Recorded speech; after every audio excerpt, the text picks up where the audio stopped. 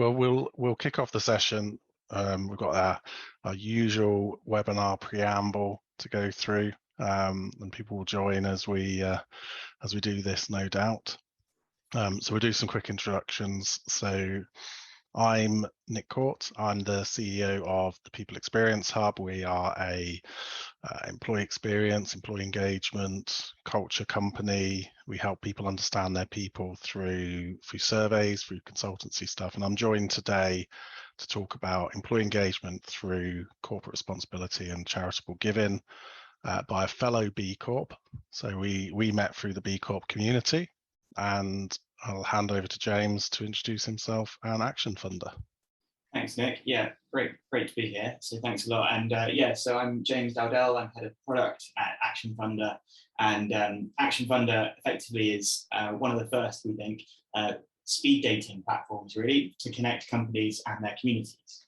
And really, how we do that is we bring businesses or enable businesses to find relevant nonprofits and then partner with them by funding their projects and tracking the impact all in one. So that's what ActionFunder does. And yeah, obviously there's a really key tie-in here to how this helps engage people's teams and yeah, make it relevant to employees. So looking forward to diving in with you, Nick.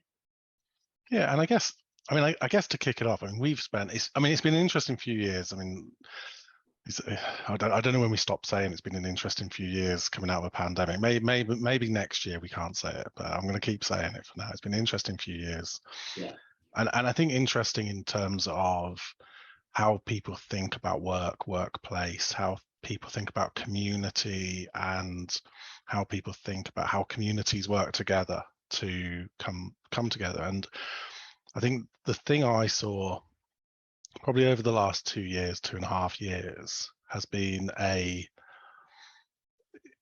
organizations that aren't typically dispersed, who have large corporate offices or have multiple locations, but those locations are pretty fixed, the people who go to them are fixed, have suddenly gone to a dispersed workforce. They've got a workforce that are at home, they've got a workforce that are supporting their local community. And we saw it through the pandemic where, people were checking on their neighbors, they were doing the shopping for people in the community, people were setting up WhatsApp groups, people were setting up in-need groups, everyone was out celebrating on their doorsteps the work done by people in the NHS and people across the globe in terms of combating this. And I think one of the things that's done is made people think more about community, as in their own local community, and more about the impact that community has on them, and because they're there more often, they're in that place. And when I was preparing for this, when I was preparing for this webinar, and I was thinking about charitable giving, my background is working for companies like Tesco. So I spent a long time at Tesco, I spent a long time at British Sugar, I spent a long time at Carlsberg before going out and setting my own business up. And when I think about charity and charitable giving, it's moving as well. I think we can see that the world is moving. But why is it important? And I guess this is my rambling pre-poster amble into our data. And really interesting, what our data is showing us is when we ask people about their company's corporate social responsibility agenda, about, very broad, do they have one? Is it there? Do your company care about the community? Do they care about social giving? Do they care about social causes? Almost 83% of people came back and said yes. Yes, they do. My company does have a corporate social agenda. And when we ask people that, do you believe that your company genuinely cares about social causes and the environment? We got 50% of people say yes. So 83% said it was there. 50% of people said it was yes. And when we think about employee engagement, we see that actually there's an impact on this. And the number one impact from that differential between, do they do something? Do they have something? Do I believe in it? Do I believe that they believe and they're doing it for all the right reasons? The impact is trust. Yeah. Trust in my organization, trust in our leaders, trust in what's going on here. And there was almost a 16 percentage points difference between where there was high social responsibility and low social responsibility in the measure of trust. And kind of when I went back through our data and I looked at that, I thought trust is vital. You know, we've over the last few years we've learned that trust is really important. You've got to trust in your organization, trust in communities. And it does make me think about that. You know, are we at risk of greenwashing? Are we at risk of doing something wrong that is actually going to harm our employees? And I wondered what your view on that was, in terms of how are people thinking differently about that? You know, a few years ago, that big organization in the center, to today, you know, what's changing in that space, that corporate social space, and in particular around that supporting communities? No, definitely, Nick, and even your point about COVID, it's one of the slightly almost side note positive outcomes of COVID, that we weren't expecting, was to highlight that community need and how actually we are all super connected.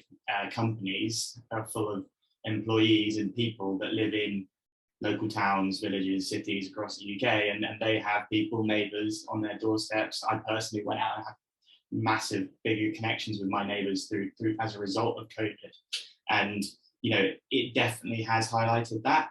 And I would say on the kind of point you were mentioning around, yes, it highlighted the need, and I suppose also it highlighted the importance of the grassroots non-profits and charitable projects, because those are the ones that are on the front line and actually the ones delivering the food packages to the elderly. It's the WhatsApp groups that got set up, these hyper-local, agile, smaller groups that were best placed to deliver the change. And that's ultimately why we at ActionFunder are really all about trying to support, champion, spotlight those smaller groups, those non-profits that really need the support and the funding of the companies and the employees to back them. So it definitely highlighted the need. And I suppose on the point you were mentioning about sort of, it's easy to say this, isn't it? It's easy for companies to say, yeah, absolutely, off the back of COVID, we've got to reinvest in our communities. We've got to get our people engaged in supporting them.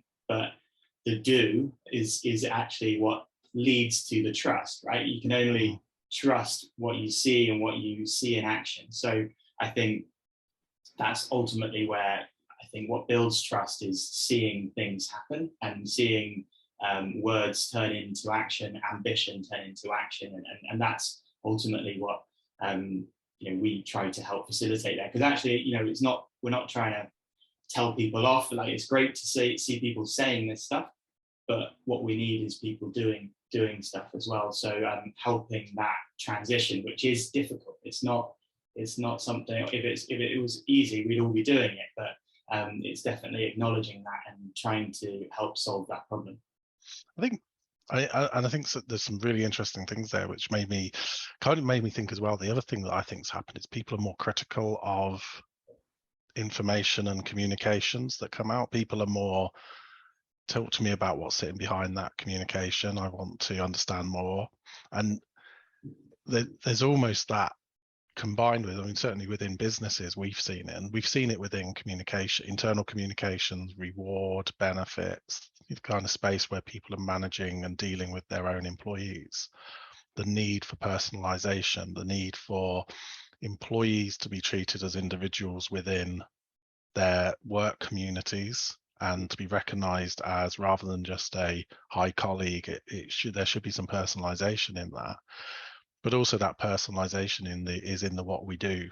How do we manage personalization at a local level? And kind of what you were just saying then around grassroots and communities in the local area, it gets me thinking about that, because it gets me thinking about the needs.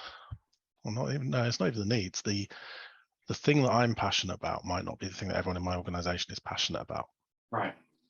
Yeah, and my organization as an organization might be passionate about something, but it might not be what is passionate about. You take someone like Tesco, where I worked, I can't remember how many people work there now, but I was there, it was like 450,000 people. So, there was a lot of stuff like the charity of the year. Yeah. For that year would be a charity, and all the charity funding would be given that. And, it's laudable. And, an organization that size can make a huge difference to that charity. But actually, if that charity doesn't resonate with the 450,000 people, then there's always going to be someone in that organization who says, well, it doesn't impact me, it doesn't impact my community. Yeah. And it's thinking, and I guess, is that the stuff that you're seeing around the grassroots stuff, that as you start helping people find those local communities, are you seeing that companies are moving away from monolithic, or are they combining it? Are they having a blended approach? Yeah, we definitely see both sort of top down and bottom up. As usual, it's sort of, sometimes businesses will come in with a clear purpose, and they're looking to literally turn that purpose into action and say, right, well, actually, how can we demonstrate that? We've got some of our clients like Green King Brewery, they absolutely are rooted in community sport as a brand. So they were looking to kind of turn that into action and to say, well, actually, how can we put our money where our mouth is and kind of turn that into something that our stakeholders, our people, our customers are all going to get behind and resonate with.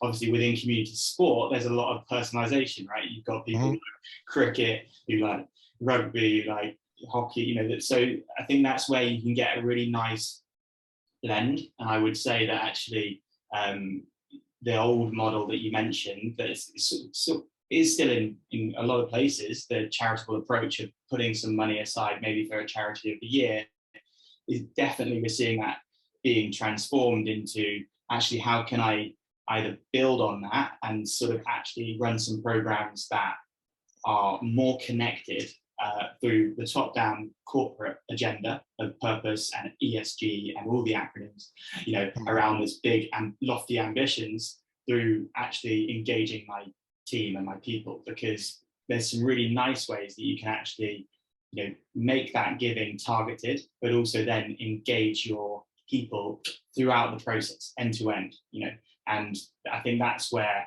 we've kind of got some best practices written up that I can share, that kind of show where we see the biggest impact made, where you actually see a business that has got some high level ambitions, but also is bringing their team along with them. And I think that, I mean, it's co-creation, isn't it? It's that involving people at every level in that design of our corporate social agenda. And some of that corporate social agenda, you're right, is some of that ESG stuff is big. Some of it is going to be about, how do we use biodiesel?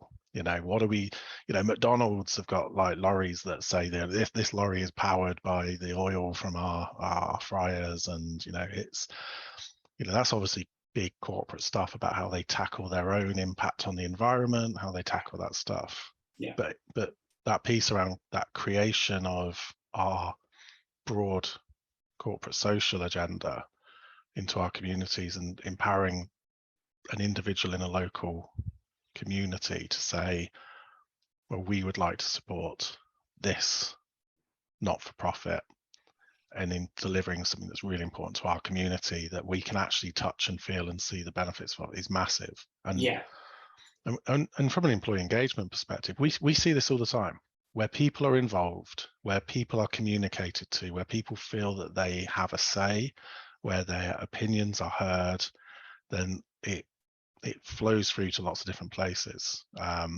Levels of autonomy, when people feel that they are listened to, that they can solve problems, that they can influence, they feel they trust the organization more, that they feel that they have more autonomy, and they feel more connected to the organization at that local level, which by default moves them to being connected at a higher level.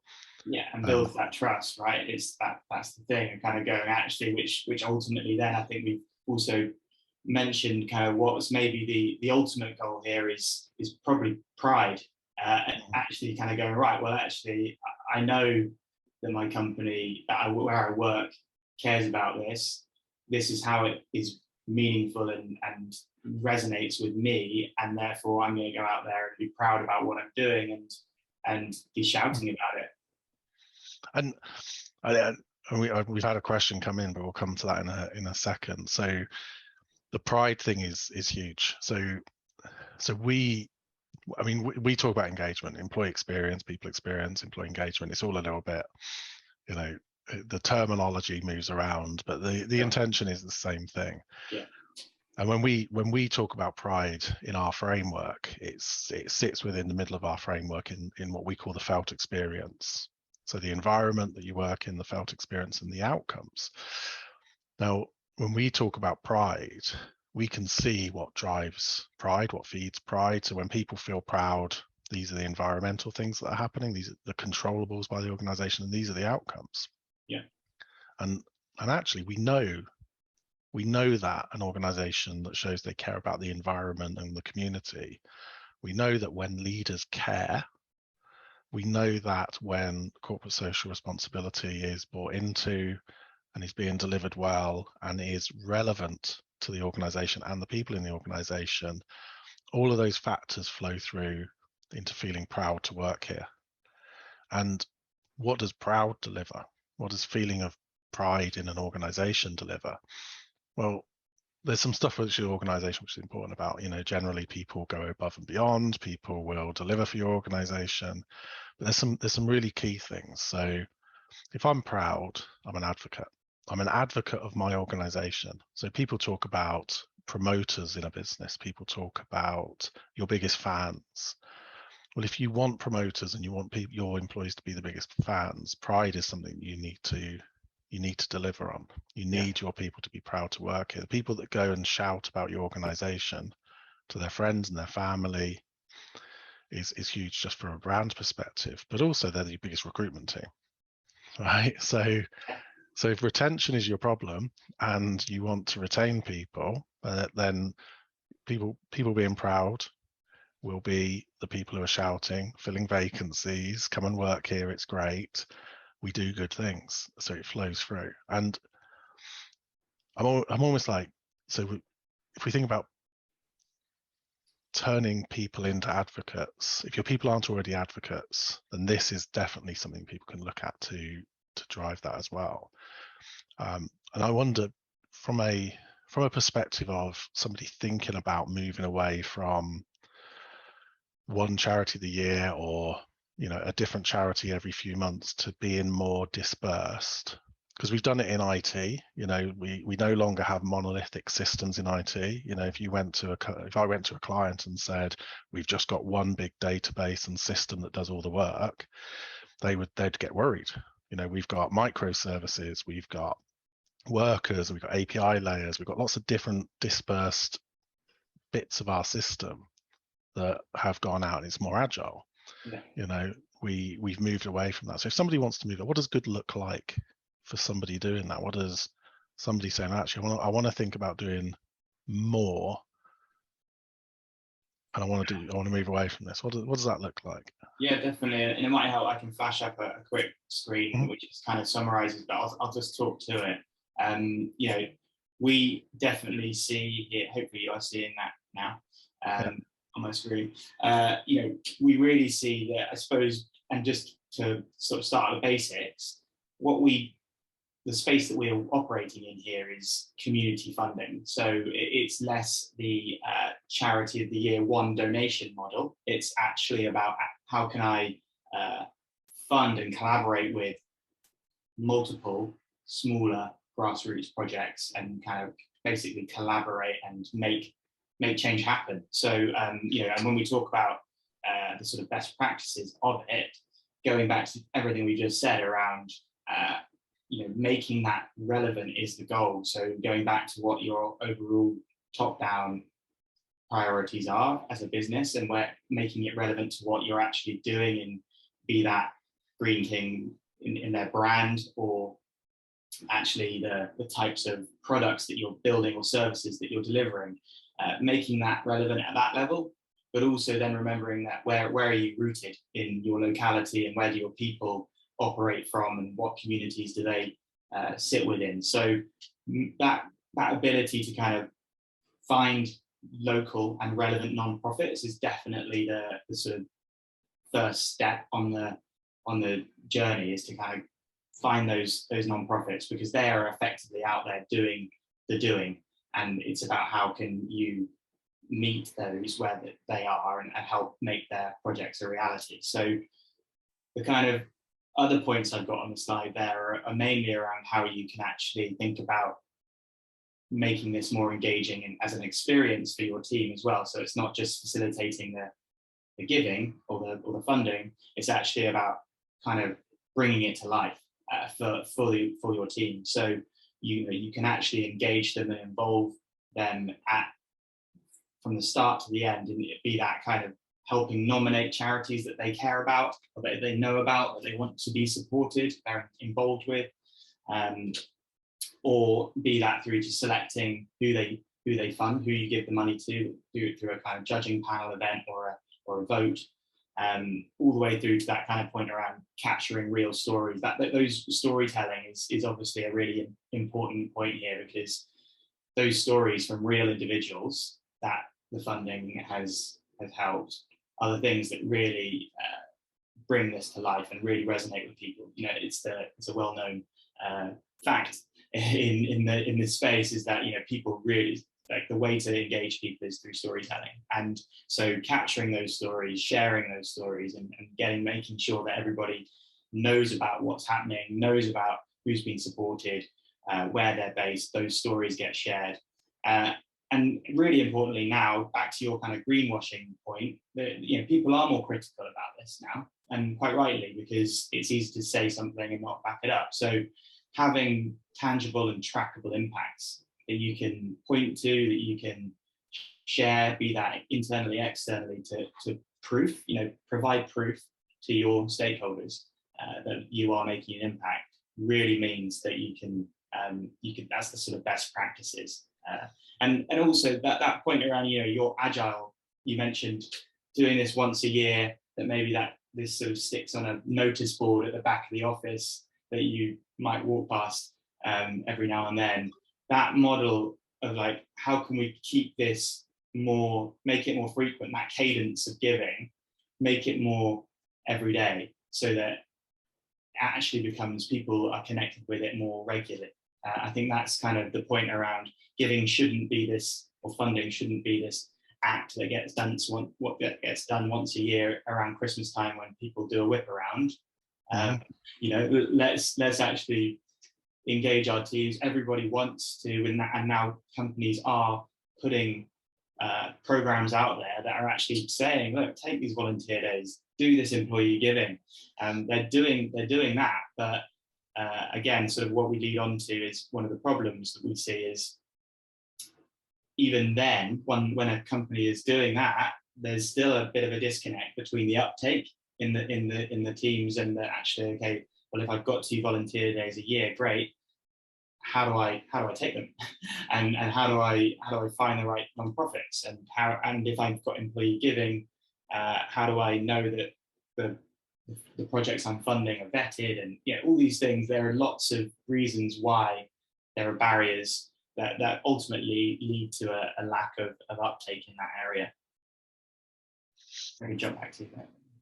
And I think it's,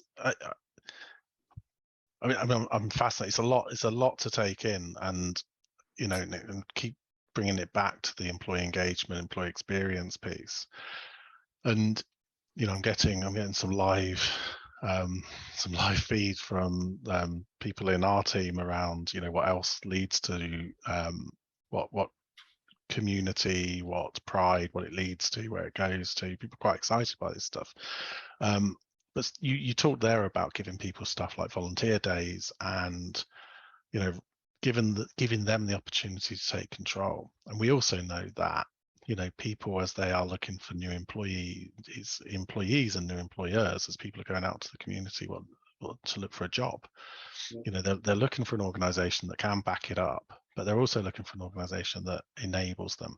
And when that happens, and it happens well, we get this combination, and it's interesting because all that stuff sits under the reward umbrella in HR. So the reward team, talk about, how many holidays you get, what's your perks, what's your package look like, and actually having volunteer days will sit under that as well. And the ability for somebody to say, I want to take volunteer days, but I want to do something that matters to me, is just a double whammy. It enables that company to give them something that they're not telling them what to do it for, but they're also then being able to say, here's a tool where you can find that cause that matters, or actually, if you already know the cause that matters, we can bring it in, we can track it, and we can tell great stories. And ultimately what that leads to is a feeling of connection. Now, that feeling of connection in your organization, and that connection to what you do and how you do it, the connection to your goals, your organizational goals, the way that you work, the brands that you have are really high. We've just done we've done quite a lot of work with food manufacturing companies. Yeah. And it's been interesting. One of the things we found is that connection is one of their superpowers. So, a huge part of the felt experience is around connection and the feeling that I'm connected to community, company, colleagues, brands, things with a B. No, I can't make it work. CCCB. And actually, when you look at that, all of that ultimately leads through to drivers of engagement. All of that leads through to somebody saying, I'm connected to what we do and how we do it. I'm connected to the community and my colleagues. I care about them and they care about me. I'm proud to work here. And actually what you start seeing is that mix of employee engagement. So I think we can over-egg this and talk about why is community and why is giving and why is supporting charities or not-profits or local initiatives, why is it important? Because I think anyone on here will go, it makes sense. I can see that. Exactly. Yeah, I can absolutely see that. I think I hope we've got that across. The data suggests it. It looks like that. But do you have anything from your side that backs it up? I guess from our side, we go, well, we can see the data. We can see the data from our surveys that tell us that pride is a driver of advocacy. If you want to talk about employee experience and engagement, you want proud people who are advocates of your organization and what you do. But do you have any stories from your side, from the people you're working with, in terms of that pride piece? Yeah, definitely. And I can again, I'll bring up a slide to just show this. So yeah, and I agree. Let's get into what this looks like in practice, because I think, again, going back to our own point, I think a lot of people get it, but actually doing it is the difficulty. So we work with one of our first funders on ActionFunder to come on was Sir McAlpine. You may know them as they're a national construction company. They guys fixing Big Ben, or fixed Big Ben. So that they've come on board, and they have really gone after this after kind of basically running a few trial funds to begin with. But they came to us basically saying, which is a very common bit of feedback we get, which is, we're doing some stuff, but we don't really have much coordination around how it's structured, how it's managed, and how this actually feeds back to our overall strategic ambitions around being more purposeful, actually tracking some of our social value work, and help us. That's kind of the brief that they arrived to us with. And actually, this quote here brings up kind of really Linda, who heads up the team that we work with. Actually, her role is a marketing role, so she's really focused in on the storytelling and on how all of the funding that they put through the platform. To date, they've put through just over £200,000 on the platform. They run multiple funds all across the country, all based around their construction sites and the work that they're doing all around the country, from Edinburgh down to Bristol. And this quote kind of really sums it up nicely, that they are really seeing that pride come through in their teams. And I suppose just kind of digging in, and this is very small, so I appreciate no one's going to be able to really see some of this, but gives you a nice overview of some of the internal comms and outputs and impacts that the funding has generated through using ActionFunder. They've given money, but they've also given their staff time. So we're going back to the best practices that I mentioned. A really nice and obvious tie-in here with sort of funding and collaborating with grassroots projects is giving them funding, but also backing that up with follow-up volunteering. So, the funding helps actually meet projects where they are, meet a real need, first and foremost, which creates a stronger relationship. And that can actually allow you then to say, well, look, we've done this. Do you have any volunteering opportunities that we could offer out to our teams? And Stuart McAlpine have taken that and run with it. So they've offered follow-up volunteering. They've also got their teams involved with actually selecting who they fund. So they invite stakeholders to each judging panel on the funds that they've run around the country, where they sit around a table. They also try and get a local community representative there as well, and make some collaborative decisions around where the funding is going based on the people that actually live in that community and serve that community. So some of the quotes you can kind of zero in there, but you can see that the benefits from the kind of non-profit side are really seeing they get the funding, but they also get that time as well coming in as a real boost and follow-on bit of support. So that's a real tangible kind of example. But I also mentioned Green King to you before, and this is the campaign that we are running with them. You may have seen it when you've gone into your local Green King and bought a pint, but they actually are funding grassroots sports and using a mechanic where some of their sales, a percentage of their sales are going into a community pot. But on the employee engagement point here, what's really interesting is I sort of look at, there's engagement across this whole stakeholder spectrum, right? You've got customers, you've got employees and teams, and you've also got supply chain and investors. So on this campaign, there's been obviously a big focus in on their drinkers, their customers, going in there and engaging them and getting them their sports clubs funding in the grassroots areas, but also their people, their supply chain, so their pubs that are selling their beer. There's a really nice mechanic where we actually allow them to nominate local charities and sports clubs that they want to take part, and they nominate them and they come through and they pitch a project on ActionFunder, and that can then be seen at the selection process. I can show you a bit of that in a second of how that works, so that you can actually use the tool to pick out the projects that have been nominated in a judging panel event, engaging your teams, and then see the projects come to life. So yeah, those would be a couple of examples there of kind of best practice. I think it's really interesting, and some of the things I'm thinking about as well is, so we know that you talked about purpose. We know that where there's a company has purpose and people are working towards that purpose, then they're more aligned to the company overall. We've talked about connectedness, we've talked about pride, but actually that impact of low alignment on engagement could be where you have a high dispersed workforce across the country or in multiple locations, and they're not connecting with something in the organization. The impact actually is on stuff like a sense of belonging, and kind of more and more, and kind of on my own journey and thinking about how do we tackle stuff like inclusion, diversity, how do we support clients on that, and how does that then feed through into employee engagement, employee experience, pride, and good outcomes for both people and organizations. I start thinking about belonging, and actually when you start looking at it, you have to look at multiple demographics, and there's the obvious demographics around, it might be something like gender, where you can say, okay, then, how are we supporting people of different genders?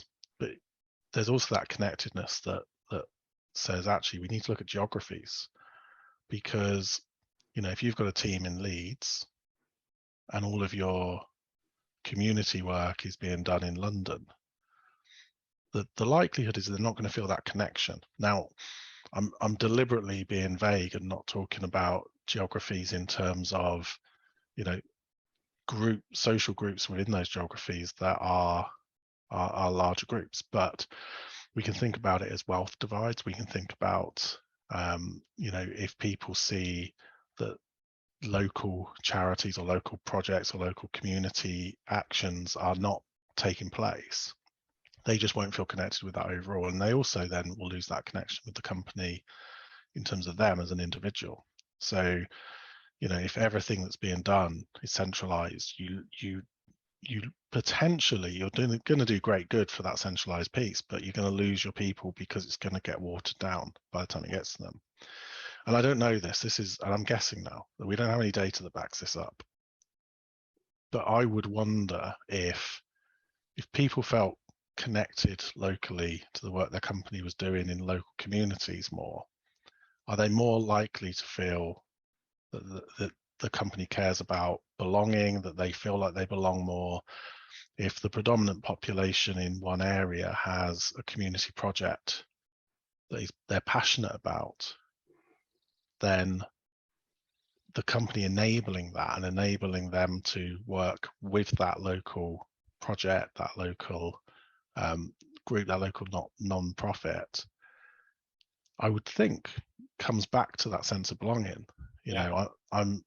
I'm able to belong here. I'm able to do the stuff that matters to me and to my colleagues, stuff that we agree on. And it's less then going to be a faceless person in an office has made a decision, or there might have been charity groups, there may have been stuff, but it just opens it up. It opens everything up to that huge personalization piece. Yeah, and I think it definitely like it gives them a reason, right, to actually go out and maybe engage. Which businesses, let's be honest, businesses that both sides here have mutual benefits. Businesses have resources, have people passionate, and actually have time that they're giving their people to go out and engage with the community.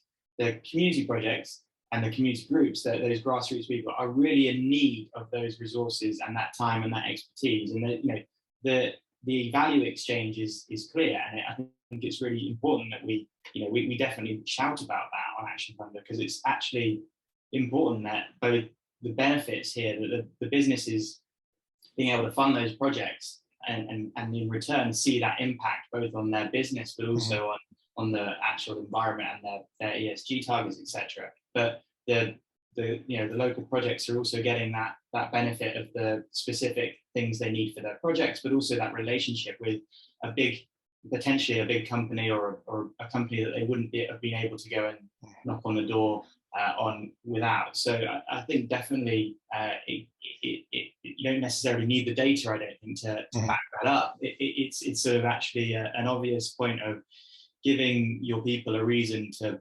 engage with, or go down pick up the phone or walk into one of the local projects and say, by the way, my business has given me some time or some money, and we're looking to support local projects. Why don't you get involved in this opportunity, and this is how you do it? That's a really clear way to give people an excuse to actually feel more connected to their community. And I always remember that I've mentioned before, I work for Tesco. It's a large organisation, and I remember going to Peterborough. I went to work for a while at Peterborough Distribution Centre, and they kind of bucked the trend a little in terms of national stuff, and they did a load of local stuff by default. It wasn't. It's pretty unfair to say it wasn't driven by the company. The company didn't actively say that they shouldn't do it.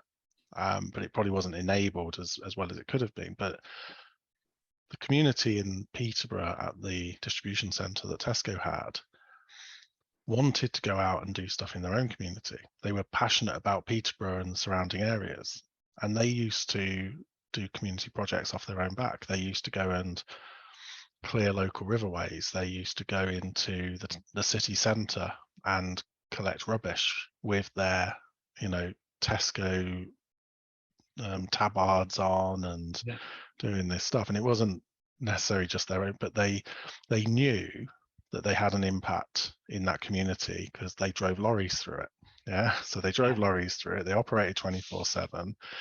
There's probably some disruption that they caused, but the local team kind of almost created local advocates in the community, not just employees, but in the community, by saying, we'll go out and we'll do good in our community. So when people see a Tesco lorry driving by, they don't go, oh, another lorry on the road, they go, I saw those the people from Tesco actually the other week doing this, or they went and they supported us building a new playground. There was people who are partially sighted, and building a sensory playground in the community. And it was driven by 3 or 4 people at that local level. But what it did do is it drove that community engagement, and it was circular. So that circular engagement piece meant that employees wanted to do it more, because they were going out into the community and people saying, oh, you go to the pub, where do you work? I work for Tesco. Oh, I saw something in Tesco. Or my nan works at this place and they had someone from Tesco in there helping them do this. There was Tesco were given to a food bank, and that made them want to do it more. And then actually it drove that whole employee engagement piece. It continually cycled back into what we do, community, coming back into the business, we do more of it. Yeah. And I guess there's an element which is there must have been some friction there in terms of then deciding to do it and acting on it, working out, stuff like going out and doing something in the community, like collecting litter. Anyone could go and do that tomorrow. You just have to have the inclination and the drive to do that. But when they were looking for specific projects to support, that's probably where the friction comes in, and it requires somebody to come in and say, well, I've heard about this project that's going on. Yeah. And I guess that's something you guys must do. You guys must take that friction away. Yeah, exactly. That's definitely one of the main friction points that everybody comes up against. It's actually, we know about some organizations out there, but actually to avoid it being, the same people that we support each year, or the same, we need some diversity, we need some choice. And actually, that's one of the first barriers. And I suppose just sort of, covering off how ActionFunder covers that, I could show you kind of the key things here. Is just show this, but we ultimately do 3 things well, and you'll see the number 1 on it is around finding that finding element. How can I find relevant non-profits? That's the first problem. The second around actually how can I facilitate that giving, that funding, through vetted organizations, and again through that admin heavy process which normally puts people off, and then that capturing of the impact. So that's really how that works. I can also just sort of jump across to the live site to sort of show you actually how in practice here, just looking at, this is actually sort of Calpine's dashboard here, but through simple as being able to sort of click a button and looking at launching a fund, you can kind of see on a map really, really easily based on where their head office is. You can see what's happening around them, and set different catchment areas around who you're looking to support. You can be quite targeted around your focus areas. So again, aligning to the SDGs and that sort of top down, what are your priorities, what matters to you and your people. You can kind of filter on those and actually pick out ones that are relevant to you. And then you can also edit the amounts of who you're supporting, like what types of organization. And it's important that they've got some choice. And then set your limits of how much you want to give, and how much you've got in the bank. So that kind of finding bit, we have a solution for, which really has allowed people to kind of go, well, actually, let's have a look at these projects, let's see what's out there, and also not forgetting that by going out there and running a fund, you're basically putting out a really great message to a local community saying, we are looking to engage and support local projects, and let's promote that, and also have a time frame where people can come into us. We can ask our teams to nominate projects or charities to be involved, and you can get new charities as well as the ones that we've got 4,500 all organically signed up to our platform. But you can also have the really nice influx of engaging the teams here is kind of bringing their charities and the ones they're involved within if they're not already. So that finding element is really one area we've covered quite nicely, that allows you to instantly go, right, well, actually we can set our parameters, we can be really targeted or be quite broad, and then we can see new applications and projects come in and engage our teams throughout the process. And I guess taking that friction away means that actually you can act faster, you can be in the moment, that you take away that. And I'm kind of I'm aware of time, so I'm thinking about the key message here. And for me, the key message is that we know that working within communities and having a corporate social agenda actually is important when it comes to stuff like employee engagement. It drives pride, it drives connection, it drives advocacy, both in community and within employees. But there's friction, and that friction causes companies to make decisions based on what's easiest for them, as well as what's most valuable for who they want to support and how they're going to support them. And it's easy to write a check. Yeah, and pop that in the post, and it's less easy to support 400,000 people make local choices. But we want to support 400,000 people and personalize it and act on what's important to them. Exactly. Yeah, and I guess ultimately what we're saying here is, whether you want to blend how you deal with corporate responsibility, charitable giving, how you want to support communities, whether you want to still go with large charitable giving, large community projects, actually you can do both. Yeah. And you can introduce that level of personalization. And I think the more we've spoken about it, I think the more I keep coming back to that. We want our people to be engaged in what we do. We want them to be aligned to our purpose and aligned to how we do stuff. We want them to trust us, and when they want them to feel trusted, we want them to know that we care about them, and we know that we care about the communities and the environment that they work in. And we won't do that by having old-fashioned approaches to community charity. It just isn't, well, it's just not good enough anymore. What we need to have is not fit for purpose, is it? Yeah, and we need to have that. We need to have that piece that says, if it's important to you, it's important to us. Yeah, exactly. And I think definitely around, I can bring up just landing sort of key messages here as well. It's like, you can engaging your teams in this process is super. You can do it, you can dip into it at a high level, or you can do it completely end to end.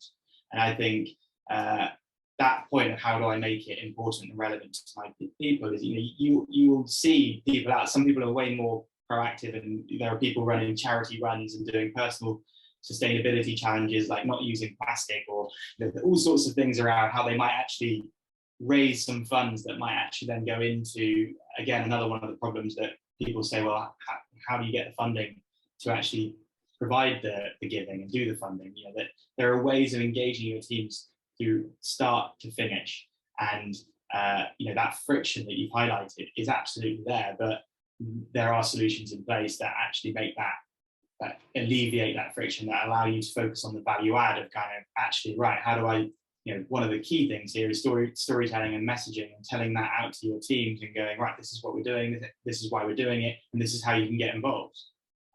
So having that ability to kind of remember those key things of how you do it is really important. Oh, that's brilliant. Now, we've had one question come in, which was, we want to develop employee engagement programs for employee giving. We already have a few corporates who are on our donors. Can you support our organization to develop the product and onboarding corporates? I'm probably a little unclear on the context of that. I guess the response is, reach out. So if it was targeted at me or targeted at James, reach out and drop us a note on the context. If you're looking at employee engagement programs for employee giving, it sounds from this that James and the team at ActionFunder can definitely help with that. Yeah, and I think if I've read that correctly or understood that correctly, if that's coming from the non-profit side as well, if you're actually involved in a charity, or you are looking to increase your offering to kind of say, right, we can help corporates with their employee giving. It's obviously putting yourself out there. There are multiple platforms, but obviously, join ActionFunder is an obvious one, and get a project out there that's kind of saying what you need. And we've got an ecosystem of multiple funders that are out there looking to do this. So it's a really good place to register, and it's completely free on the non-profit side. Okay, great stuff. Well, I think that's all the questions, and I think where we've got to is that employee engagement through corporate responsibility and charitable giving. I think the case makes itself, and it's always interesting presenting the data, and we know that the data stands up.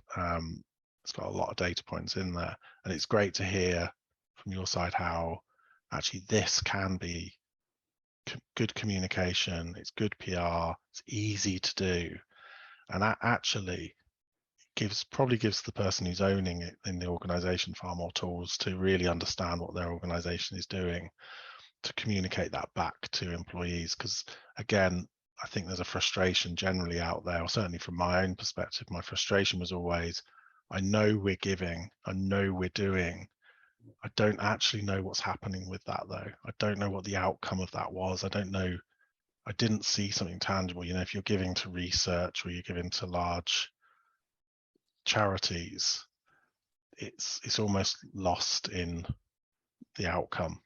Definitely, yeah. And I think just on that point, I suppose, Nick, we didn't get a chance to quickly flash it up, but that impact kind of tracking is really important, because you need that data at your hands to evidence the proof, right? So I think if I take a quick second just to show you a live example again, when you get through the SPAC on Sir McAlpine's dashboard, but when you get through to your funds are being given out and you're looking at impact, you can look through, and we collect all of this stuff for you, and serve it up in a format which gives you kind of high level, what was put in, who was supported, a bank of images and feedback, but also some of the surveys get sent out to all projects when they complete, and that gives you actually packaged projects that you have collaborated and made happen through your funding, but also through some of your teams that have been engaged in that process. And you can snip out bits, you can drag and drop things here of quotes, of beneficiary numbers, of the split of people and planet, which also helps for the B Corps out there that are helping to increase their B Corp scores. Mm-hmm. And engaging volunteers as well, and actual so what stats. Okay, so actually as a result of the funding, what has actually changed, and positively feeling that the projects have positively impacted their communities, and help them promote themselves, are really, really important. So, and that can all be shared out across social to your stakeholders. So we kind of have that nicely covered as well. And I think it's really important to say that impact is a key part of it. Brilliant. Okay, right. I think that's a great place to end. Thank you, James, for joining me. It's been really, really interesting talking to you, really insightful. I look forward to seeing more community projects getting funded and more employees getting engaged. Yeah, thanks, Nick. It's been a pleasure talking. And yeah, really, anyone out there wants to come and speak to us, head over to actionfunder.org and or pick up the phone. We'll be delighted to work with you. Great stuff. Thank you very much. Cheers.